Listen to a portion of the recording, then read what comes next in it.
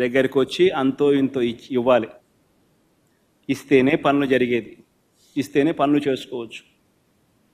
MLA పెద్దబాబుకింత, చిన్నబాబుకింత, దత్తపుత్రునికింత, ఆయన సర్దితేనే నాకింత నీకింత అని సాఫీగా జరుగుతాయి.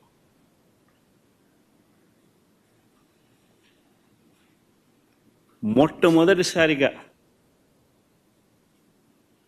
ఎంత దారుణమైన కరప్షన్ అంటే, కాంట్రాక్టర్లకు ఇచ్చే కార్యక్రమంలో, పనులు ఇచ్చే కార్యక్రమంలో మొబిలైజేషన్ అడ్వాన్స్ తీసుకొచ్చినారు. ఇంతకుముందు లేదు మొబిలైజేషన్ అడ్వాన్స్ ఇచ్చే కార్యక్రమం. పనులు చేసినప్పుడు, చేసిన తర్వాత బిల్లులు పెడితే ఆ బిల్లులు మాత్రమే డబ్బులు ఇచ్చే పరిస్థితి నుంచి అలా కాదు, నువ్వు పనులు చేయకపోయినా పర్వాలా, నీకు అలాట్మెంట్లోనే 10% మొబిలైజేషన్ అడ్వాన్స్ ఇచ్చేస్తాము, అందులో 8% మాకు తిరిగి ఇచ్చేసేయి, 2% నువ్వు పెట్టుకో అని చెప్పి నీకింత నాకింత అని పంచుకుంటా ఉన్నారు. ఈరోజు జరుగుతూ ఉంది.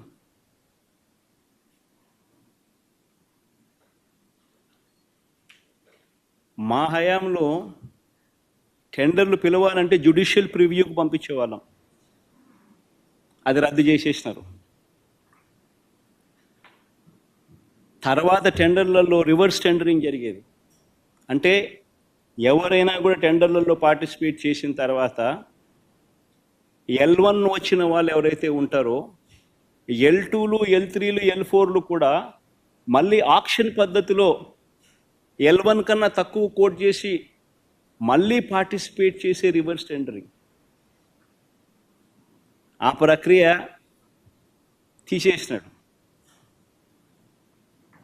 తీసేసి మొబిలైజేషన్ అడ్వాన్స్ ఇస్తూ వర్కులు అలాట్ చేయడం, 10% మొబిలైజేషన్ అడ్వాన్స్ చేయడం, 8% ఈయన తీసుకోవడం, 2% కాంట్రాక్టర్కి ఇవ్వడం, ఇది జరుగుతా.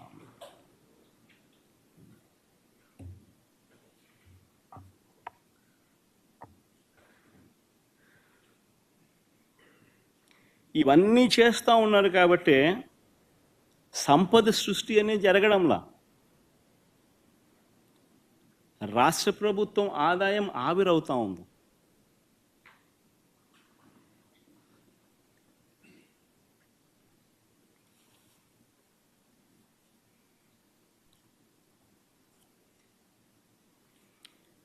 ఇన్ని చేస్తూ ఉన్నప్పుడు ఇదే పెద్ద మనిషి చంద్రబాబు నాయుడు గారిని ఎవరైనా క్వశ్చన్ చేస్తారేమో అని,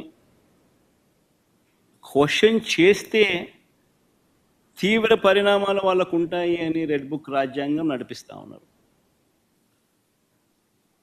ఎవరైనా అడిగితే చాలు వాళ్ళను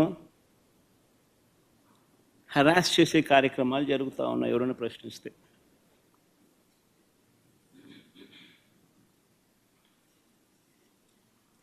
ఎవరైనా మా హామీలు ఏమైనాయని చెప్పి మన రాయచోటిలో చంద్రబాబు నాయుడు గారిని ప్రశ్నిస్తే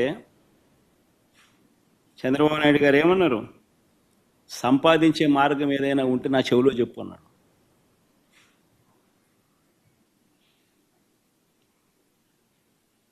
అంటే ఎంత వెటకారం అయిపోయిందనంటే,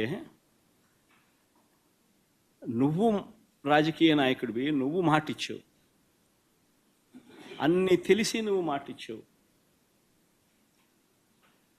మాటిచ్చి నిన్ను ప్రశ్నిస్తే సంపద ఎలా సృష్టించాలో నాకు తెలియదు, నువ్వు నా చెవిలో చెప్తే నేను తెలుసుకుంటాను, నువ్వు సంపద నేను